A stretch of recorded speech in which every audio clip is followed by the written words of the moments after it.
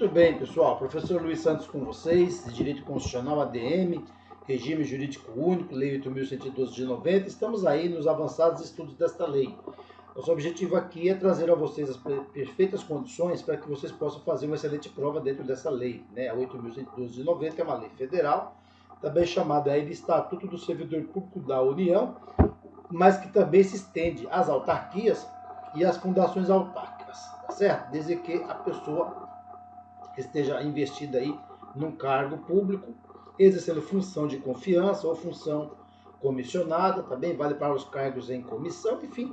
O que nós excluímos aqui na legislação 8.112 de 90 é basicamente o trabalhador que está com carteira assinada, exercendo emprego, de regra nas empresas públicas ou sociedades de economia mista, mas também vale para as chamadas autarquias se estiverem em regime especial.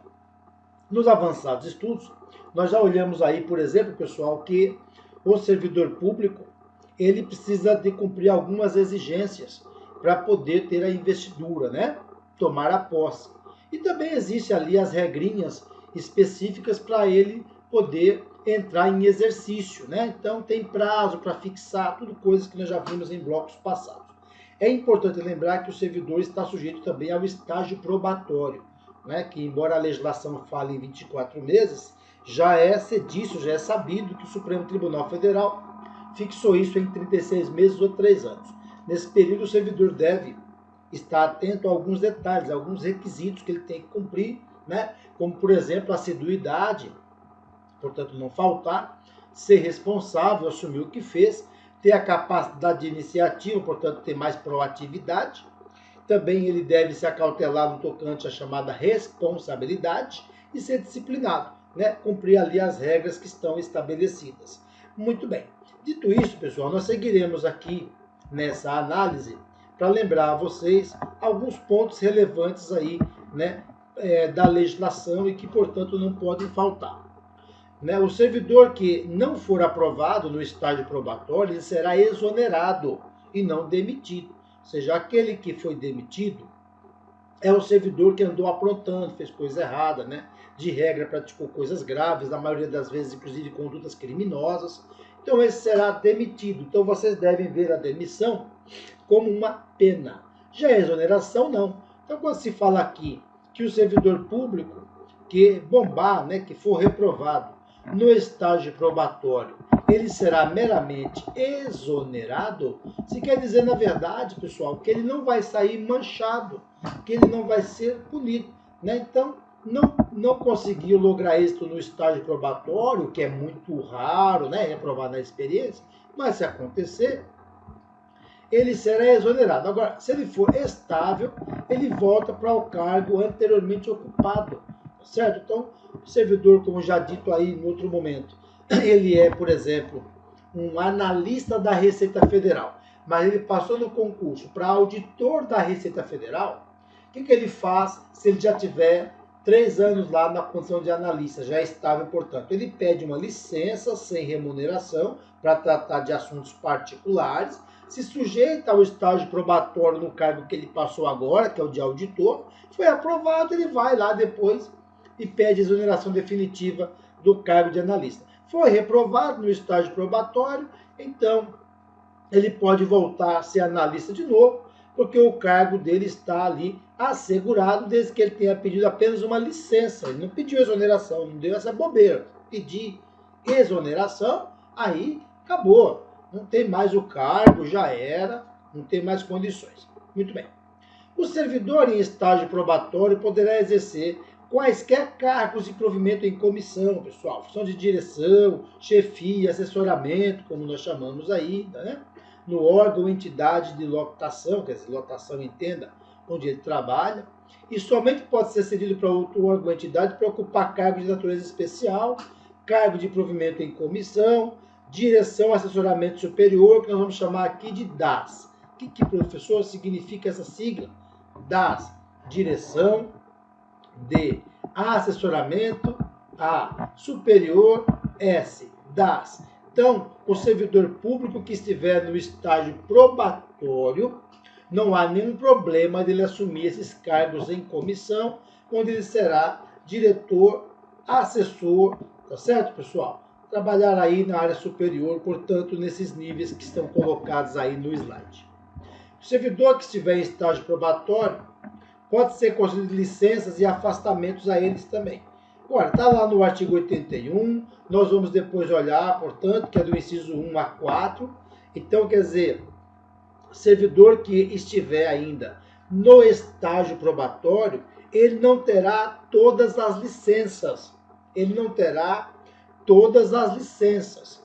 Então, o que acontece, pessoal? Nós temos algumas licenças que ele não poderá receber. Por exemplo, uma licença para mandato classista, que é para servir ao sindicato. Então, se ele estiver no estágio probatório, ele não receberá a licença do mandato classista. Beleza? Existe uma outra licença que não vai ser dada a ele, que é a licença para capacitação. Essa licença para capacitação exige 5 anos no serviço público. Ora, se ele está no estágio probatório, ele nem completou 3 ainda. Então, ele também não tem direito à licença para capacitação. E existe uma derradeira também, que é para tratar de assuntos particulares. Para tratar de assuntos particulares. Aquela que ele tira, por exemplo, para submeter-se a estágio probatório relativo a outro cargo, quando ele passa em outro concurso. Tá certo? Lembra? Se não der certo lá nesse outro que ele passou, ele pode voltar, né? Ser reconduzido ali para o cargo que ele tinha anteriormente, mas é importante que ele já tenha os 3 anos na casa, porque senão também não será dada essa licença aqui. Aqui fica fácil entender. É só você lembrar do funkeiro conhecido aí, já falecido, que Deus o tenha, Mr. Catra, tá bom? MC Catra, você vai lembrar do MC Catra, para te ajudar na prova lá, mandato classista, licença para capacitação e também para tratar de assuntos particulares. Essas licenças, tudo bem? Essas licenças, o servidor que estiver cumprindo estágio probatório não terá direito a essas licenças. Tudo bem, pessoal? Não terá direito a essas licenças. Então, vou colocar aqui um nãozinho para você lembrar que não pode ir no show do Mr. Catra aquelas pessoas que estão ainda começando a vida e tal, né? É isso aí. Bem que não dá nem para ir mais no show do Catra, porque o Catra faleceu também, teve uma doença grave aí, há um tempo atrás, acabou morrendo. Mas eu continuo usando aqui para ajudar os meus alunos a fixar as regras da licença que não serão concedidas durante o estágio probatório. Perfeito, vamos em frente. O estágio probatório ficará suspenso durante as licenças e os afastamentos previstos na lei, bem assim nas hipóteses de participação em curso de formação, e será retomada a partir do término do impedimento. Ou seja, se a prova perguntar a vocês se é possível suspender o estágio probatório, ele não fica correndo por um período, a resposta é certa, né? Uma questão mais genérica. A questão mais específica que quer saber quais são as hipóteses de suspender o estágio probatório, pessoal, aí só lendo mesmo o artigo 83, 84, esses que estão aqui. Acho difícil cair na prova, mas uma leitura sempre é bom. O servidor habilitado em concurso público e empossado em cargo de provimento efetivo adquire a estabilidade no serviço público ao completar 3 anos de efetivo exercício. Então, aqui onde está 2, que é, evidentemente, a redação dada em 1990, ela perdeu força em 1998 com a emenda constitucional 19 de 98. Portanto, a mesma regrinha que nós já tínhamos falado sobre o estágio probatório, nós vamos também aqui colocar sobre a estabilidade, em que você tem que imaginar o seguinte: esse artigo 21, consoante ao tempo para alcançar a estabilidade, foi revogado pelo artigo 41 da Constituição Federal, que eu recomendo você dar uma lidinha aí. Já a parte do estágio probatório, que nós olhamos, né, no bloco passado e fizemos algumas alusões nesse mesmo bloco, não é que houve uma mudança na Constituição, porque a Constituição sequer trata do estágio probatório, tá? Mas o que houve mesmo foi o entendimento do Supremo Tribunal Federal, em 2008, 2009, portanto já faz muitos anos, determinando que o servidor deve cumprir o estágio probatório em 3 anos ou 36 meses. Lá para cá já teve prova aí na banca do Sebrasp, né? E o que foi decidido ali no gabarito é que o estágio probatório tem duração de 3 anos, portanto. Então, fica tudo certo, sem nenhum problema, portanto. Muito bem. Consoante aqui ao artigo 29 da chamada recondução, é bom primeiro vocês se recordarem que a recondução é uma forma de provimento de cargo público, né? Então, o servidor público reprovou no estágio probatório e, portanto, ele foi agora reconduzido, né? Mas coloca-se aqui no artigo 29 algo a mais, né? Olha lá, a recondução e retorno do servidor estável ao mesmo cargo que ele tinha antes e decorrerá, primeiro, a pessoa bombou no estágio probatório relativo a outro cargo, conforme já explicado. Outra hipótese, reintegração do anterior ocupante. Agora, o que aconteceu aqui, pessoal, nesse item 2 que está aqui na nossa pauta? Um servidor público que foi demitido, perdeu o cargo, acusado de crime, sabe Deus as razões, foi demitido, conseguiu provar a inocência, tá certo? Tanto no campo administrativo pode rolar essa reintegração, como também no campo judicial. Ele provou na justiça sobre a inocência dele, em decorrência disso, ele voltou à atividade. Ele foi, portanto, reintegrado ao mesmo cargo que ele ocupava antes. E aí é importante você saber que, nesse caso, ele vai ser reconduzido. De modo que você tem o Instituto da Reintegração para aquele que, evidentemente, provou a inocência e voltou, isso também é uma forma de provimento, e você tem aqui o Instituto da Recondução. Porque o que acontece? Se uma pessoa foi reintegrada, ela vai voltar para o mesmo cargo que ela tinha antes.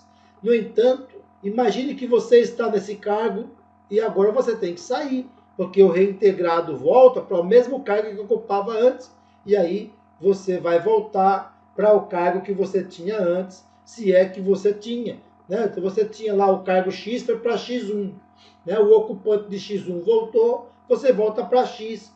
Então você está sendo reconduzido em razão do outro servidor que foi reintegrado. São institutos jurídicos diferentes, mas que vocês devem estudar aqui, portanto, em concomitante. Encontrando-se provido o cargo de origem, pode acontecer, você está em X, foi para X1, tá certo? O servidor foi demitido, você foi promovido. O servidor demitido é reintegrado, volta a ocupar X1, você volta para X, tá certo? Mas se X estiver preenchido, fizeram lá um concurso, preencheram X. Então, você vai ser aproveitado em outro cargo. Observado aí o artigo 30. Isso aqui vale também para as máximas constitucionais lá do artigo 41, que é aproveitado em outro cargo, colocado 41 da Constituição, tá? Aproveitado em outro cargo, colocado em disponibilidade, com remuneração proporcional ao tempo de serviço. São fatores que podem ocorrer também, tá certo? Dentro dos estudos que nós fazemos aqui do regime jurídico único e concomitante com regras de direito administrativo, com regras de direito constitucional. É isso. Perfeito. O retorno à atividade de servidor em disponibilidade far-se-á mediante aproveitamento. Então, o servidor está em disponibilidade porque o cargo dele foi extinto, foi transformado, né? Ou o eventual ocupante da vaga voltou e você tem que ser reconduzido, mas não dá para reconduzir porque já tem alguém no seu cargo e você fica em casa ganhando sem trabalhar, em disponibilidade. Mas, a hora que vagar um cargo, você é chamado de volta. E esse chamado de volta chama-se aproveitamento, ok? Vai ser recolocado em atividade, né? Se no teu cargo, o teu cargo já era, não tem mais, vão chamar para um parecido, com atribuições, né? Evidentemente compatíveis com aquele cargo que você tinha antes, para que não tenhamos surpresas desagradáveis, portanto. Bom, por força do artigo 31, o órgão central de sistema de pessoal civil, nós vamos chamar aqui de CIPEC, né? O CIPEC, vou tentar escrever aqui, o meu mouse é meio rebelde, mas às vezes ele me atende. Ok. CIPEC é o quê, pessoal? É Sistema Integrado de Pessoal Civil. é como se fosse, a bem da verdade, uma outra maneira de falar o RH. Então você tem que imaginar que existe o Departamento de Recursos Humanos, só que aqui na esfera federal chama-se CIPEC, né? Sistema Integrado de Pessoal Civil, e esse órgão central de pessoal civil, CIPEC, determinará o imediato aproveitamento de servidor em disponibilidade em vaga que vier a ocorrer nos órgãos das entidades da ADM Pub Federal. Tá certo? Que nos interessa aqui a administração pública federal. Seja para falar da União, seja para falar das autarquias ou das fundações autárquicas, desde que sejam federais, está valendo.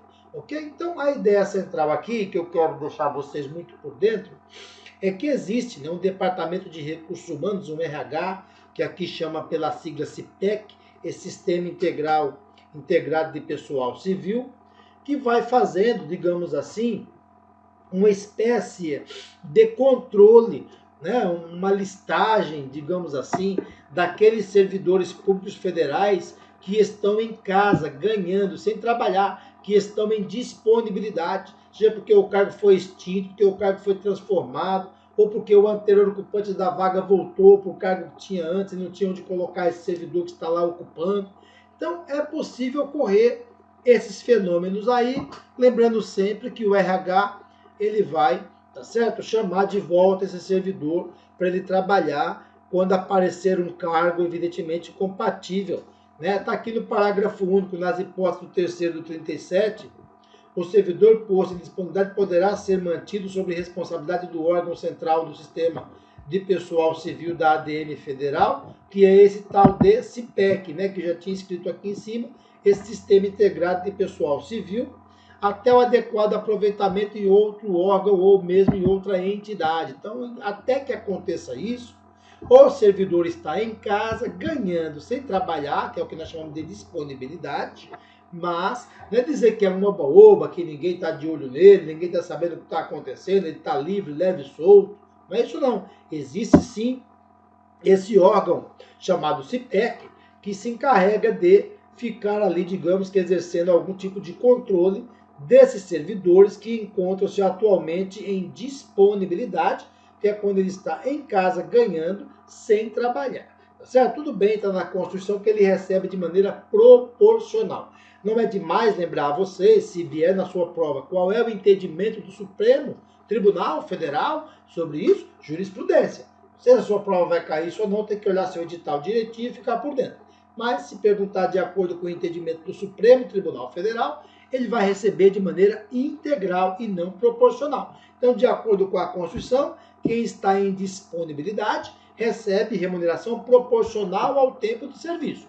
Quem está em casa ganhando sem trabalhar, evidentemente nesse entendimento da Constituição. Se vier de acordo com o Supremo, recebe integral, deixe isso registrado. Muito bem.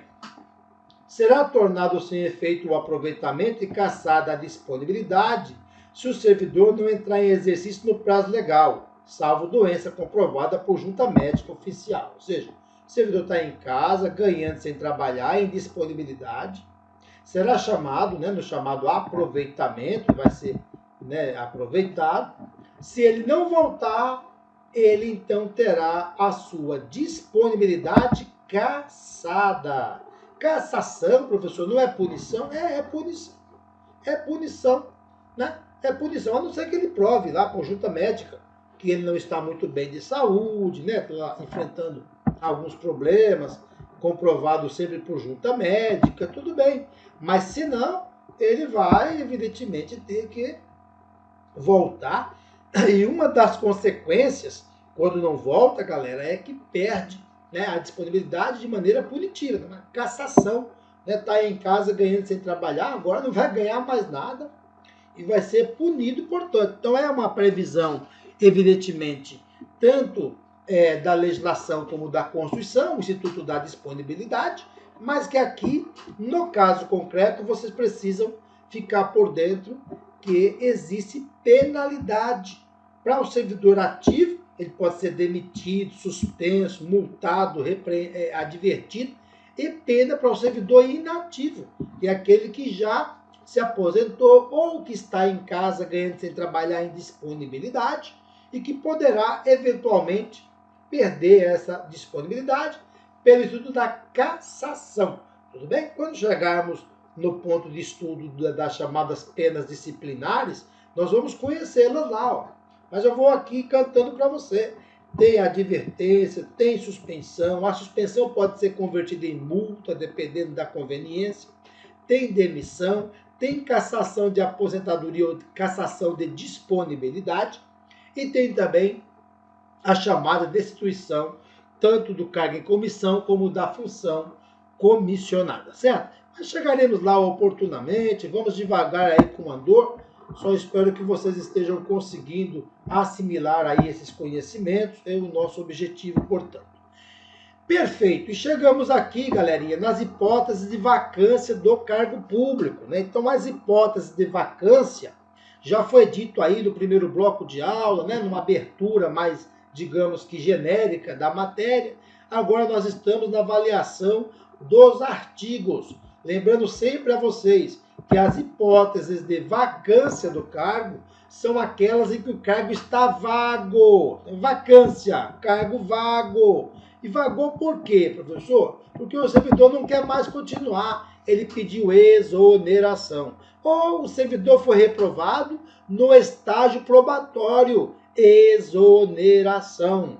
Então, lembre-se sempre que a exoneração, quando ela é a pedido, o servidor pediu, né? Passou no outro concurso, quer tocar a vida por lá, não quer mais ficar nesse cargo, pede exoneração, que não é pena. Mas eu posso também ter a chamada exoneração de ofício, que é o quê? A exoneração de ofício é quando o servidor público, ele, vamos assim dizer, reprovou no estágio probatório e foi exonerado. Ou ele, havendo tomado posse, não entrou em exercício no prazo legal, não foi trabalhar. Ele também tem que ser exonerado, porque ao momento em que ele assina a posse, ele já é contado no rol dos servidores públicos, tá certo? Então, se ele está contado no rol dos servidores públicos, para eu poder tirá-lo desse rol, eu preciso, evidentemente, tirá-lo de alguma forma, ou demitindo ou exonerando. Aqui, no caso, não posso demitir se ele não praticou nenhuma conduta irregular, pessoal. Uma conduta ilegal, eu não posso, né? Uma conduta abusiva, eu não posso, nada que a lei determine a demissão dele. Então, por hora vocês entenderem que a exoneração gera vacância, mas não se trata de uma penalidade, tá bom? Tá saindo numa boa. Agora eu tenho a demissão. Demissão aqui deve ser avistada como uma pena. Então, o servidor andou aprontando, fez coisa errada, praticou improbidade, praticou crime contra a administração pública, faltou por mais de 30 dias consecutivos, eventualmente faltou por 60 dias intervaladamente durante um ano. Tem lá as hipóteses previstas na lei, que nós vamos depois avançar e chegar lá, já lá pelo artigo 132, quais são as hipóteses. Portanto, tem uma lista de situações em que o servidor poderá ser, portanto, demitido. Chegaremos lá, beleza? Tem aqui também a promoção. Vocês devem se recordar que quando nós olhávamos as hipóteses de provimento, nós falávamos que na promoção o servidor público ele gera provimento e vacância, né? Porque se foi promovido, saiu de um cargo, concorda não? Foi promovido, ele saiu de um cargo e está agora indo para outro de nível, digamos assim, mais elevado. Então, é como se vocês pensassem que ele sai daqui e vai para lá, né? Ele tem uma ascensão profissional, certo? Ao sair daqui, ele está gerando vacância do cargo público, que é o que está na nossa pauta. Ao chegar aqui, ele está gerando provimento do cargo público, que nós já vimos anteriormente. Então, veja, tanto na promoção como também na readaptação, tanto na promoção como também na readaptação, nós temos, pessoal, nesses dois institutos aqui, nós temos, né, deixa eu só puxar uma setinha aqui, nós temos a ocorrência de provimento, ou seja, o cargo vai ser preenchido, e também temos a ocorrência da vacância, que é o que está agora aqui na pauta, né? A vacância se escreve com N, tá? Vacância.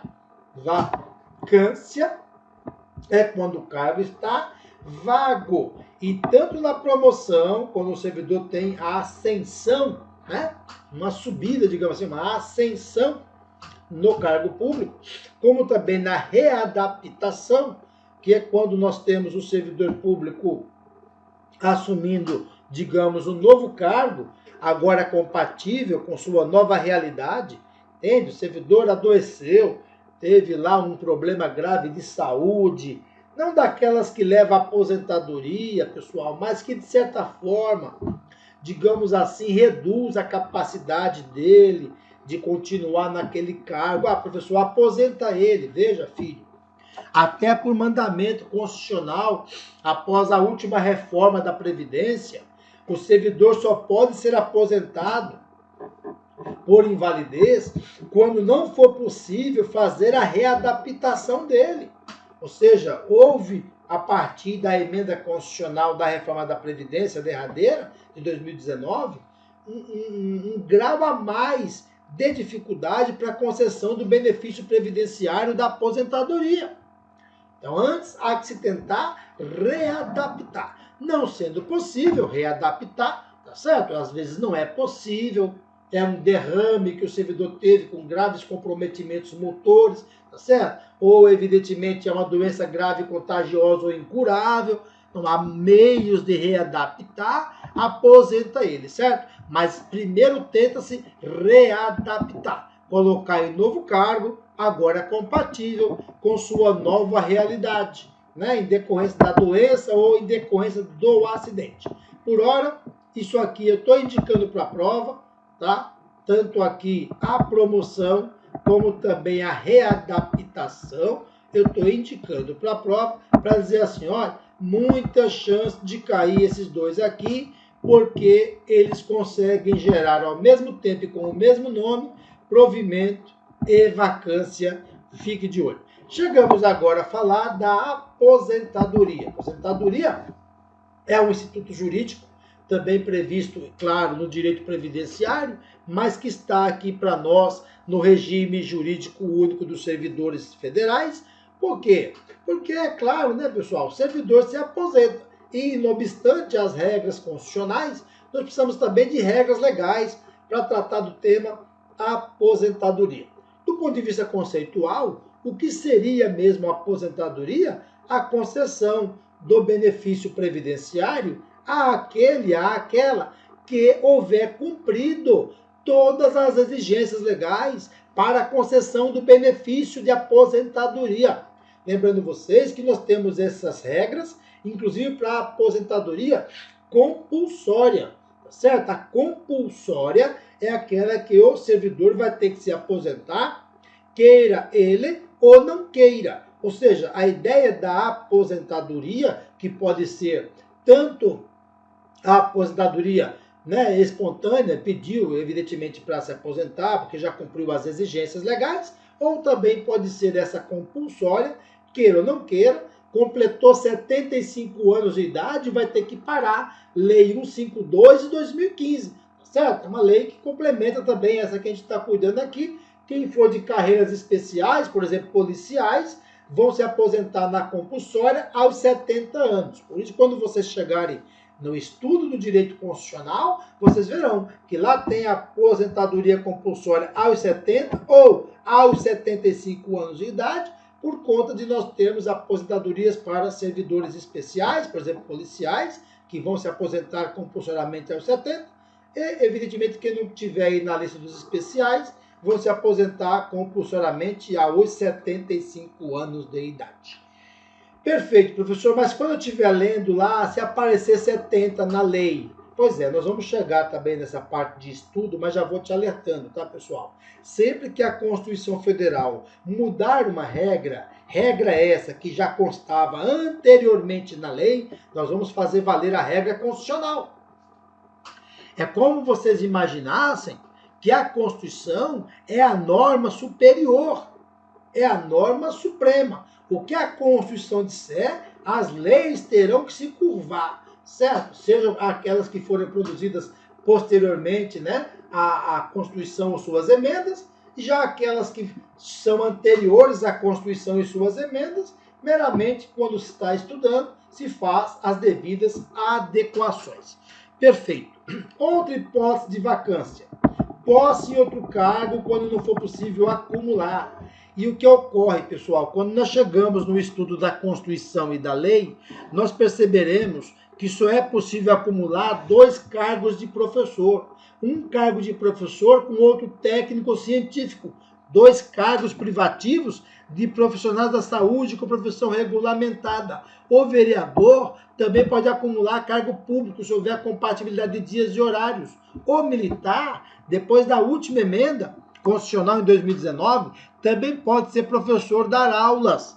Então essas hipóteses de acumulação estão previstas na Constituição, tá certo? No estudo mais avançado, se percebe que juízes, magistrados, portanto, podem dar aulas e membros do Ministério Público, né, portanto, promotores de justiça no âmbito estadual, procurador da República no âmbito federal, poderá ser professor também, dar aulas. É uma lista curtinha dos que podem acumular de modo remunerado os cargos públicos. Professor, o da saúde, o vereador, o militar que quer ser professor, o magistrado ou o membro do MP que quer ser professor. Então, uma listinha ali. Quem não se encaixar nessa listinha, portanto, não poderá ter 2 cargos. Sinalizando o quê, professor? Que ele vai ter que abrir mão de um. Ou seja, vocês imaginem, você é técnico do INSS e passa no concurso para analista do INSS e você não vai poder ficar nos 2, porque não são acumuláveis. O que você vai ter que fazer? Você vai ter que escolher um.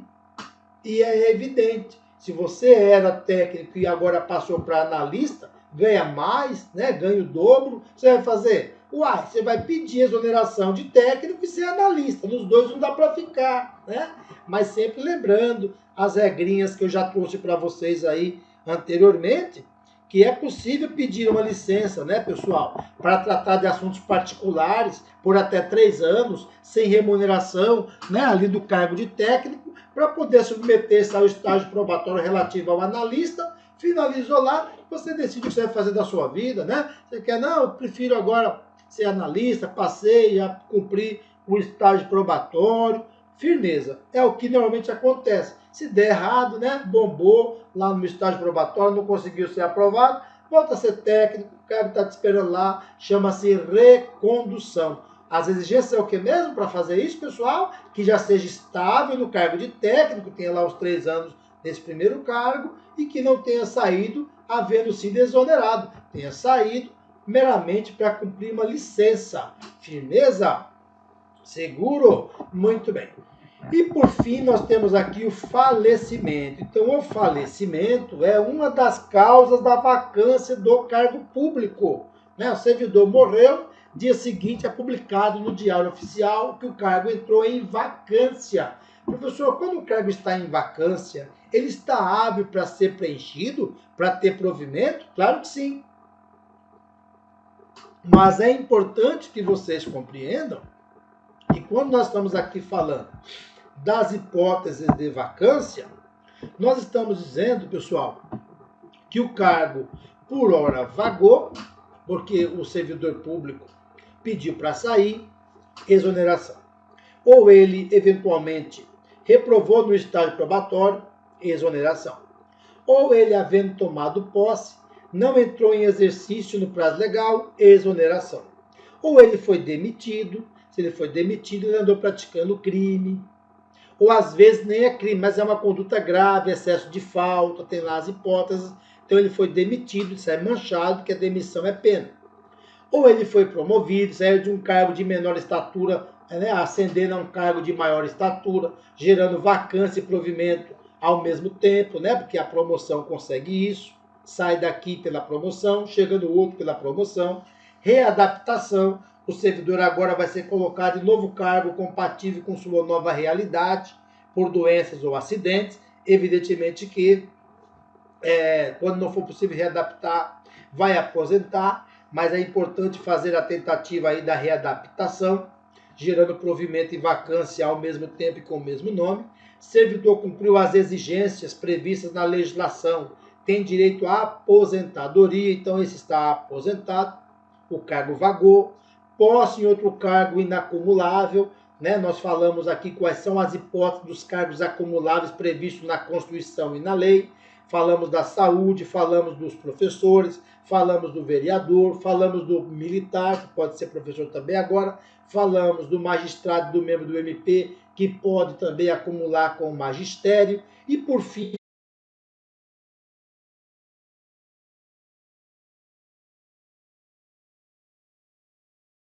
fazer questões, ficar aí por dentro de como vem na prova. As questões, portanto, são importantes para evoluir no concurso, treinando, portanto, aí, beleza. Nos termos da Lei 8.112/90, especialmente no que tange a nomeação e a posse, julgue os itens a seguir. Então, nós temos que pensar aqui que a questão veio sobre a Lei 8.112/90, que é o nosso objetivo.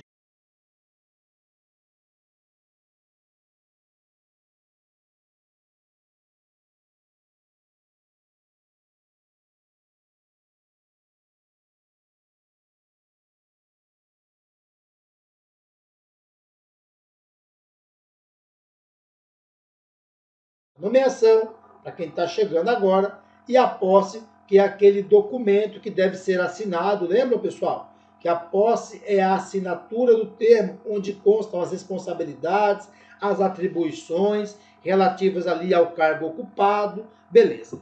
Vamos à questão. A nomeação só poderá ocorrer para cargos efetivos. Lembrando você, se não assistiu blocos anteriores da minha aula, que eu sempre peço aos meus alunos para dar um break, né, para dar um freio aí no vídeo, quando vamos fazer questões, tentar responder a questão sozinho, depois daí, né, um play para funcionar de novo e ver qual é a resposta que eu dei e, é claro, os comentários que eu faço a respeito dessas questões. Então, vamos lá. A nomeação só poderá ocorrer para cargos efetivos. Resposta errada.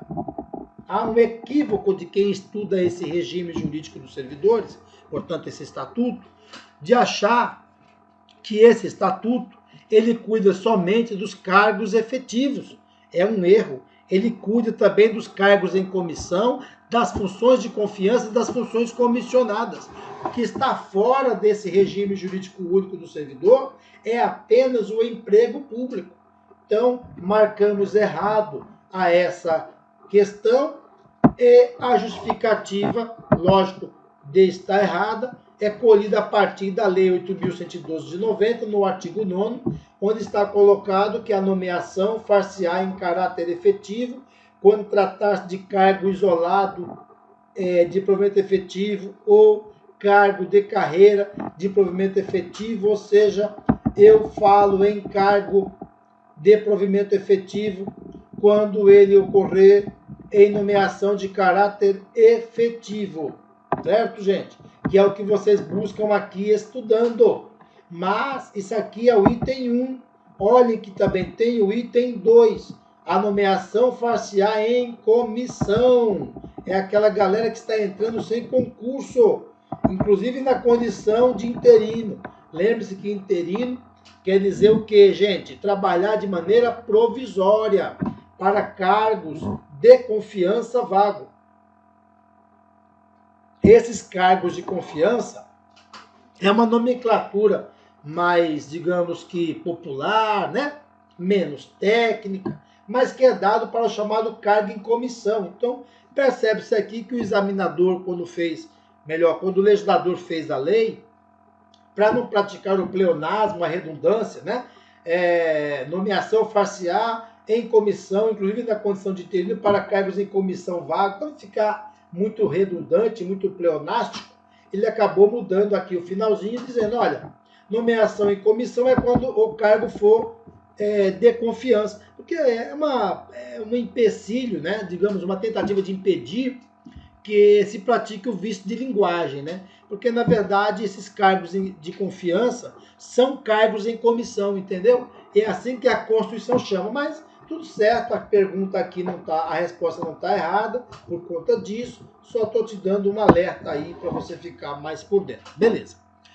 Vamos ver mais uma questão juntos aqui. A posse ocorre com a publicação nominal na imprensa oficial daquele que em 30 dias deverá entrar em exercício. A posse ocorre com a publicação nominal na imprensa oficial daquele que em 30 dias deverá entrar em exercício. Cuidado, pessoal, com essas ratoeiras aqui, com esses pega-ratão. A pessoa falar aqui, ó, 30 dias, então, beleza, é realmente esse o prazo previsto lá no artigo 13 da Lei 8.112 de 90 para que ocorra a posse e vai errar na prova. Tá errado aqui, pessoal. Mas por que tá errado, gente?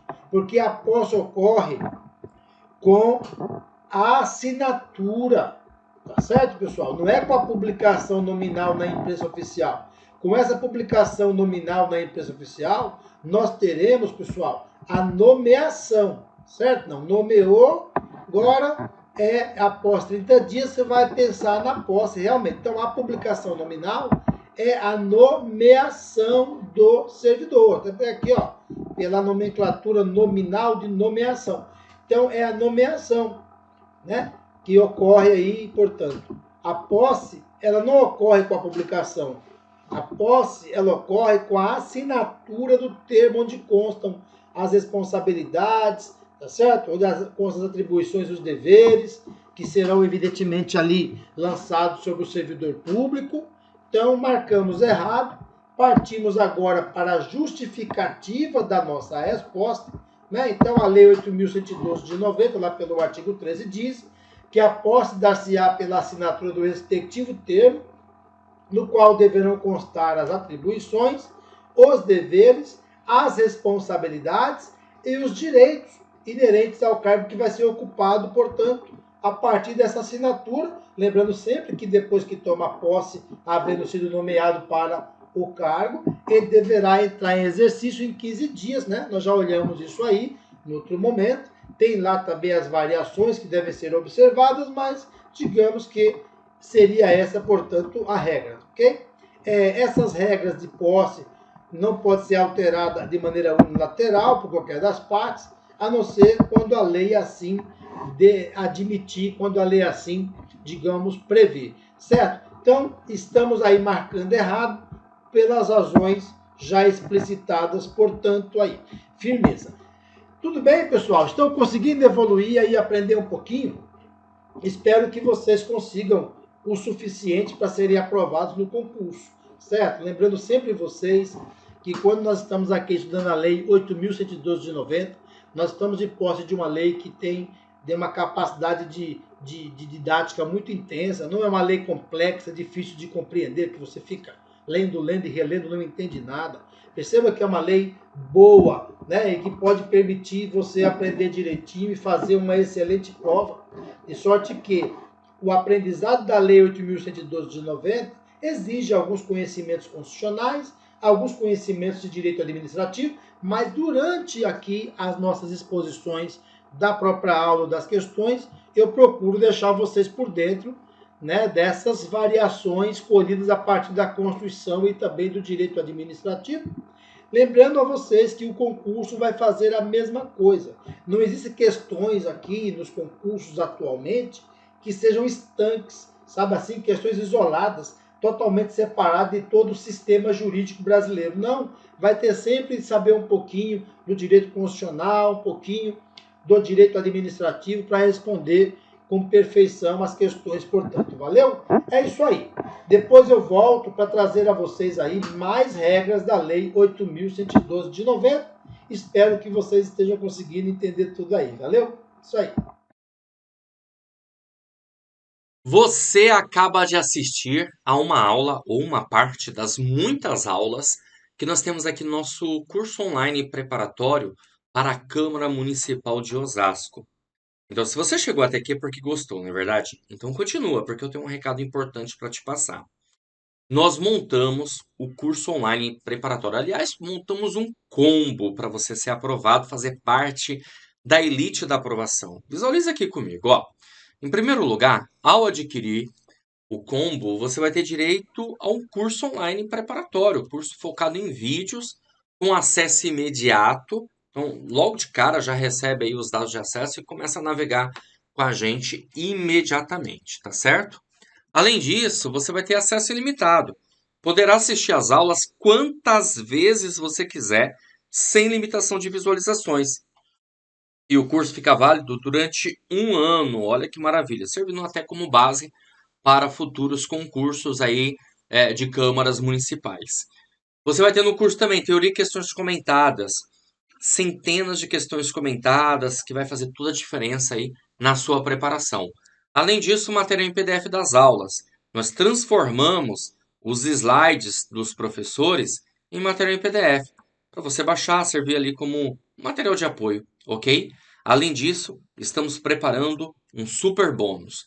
2 simulados. É isso aí, vamos pegar aí todo o conteúdo programático e fazer 2 simulados para vocês visualizarem como que pode ser a sua prova.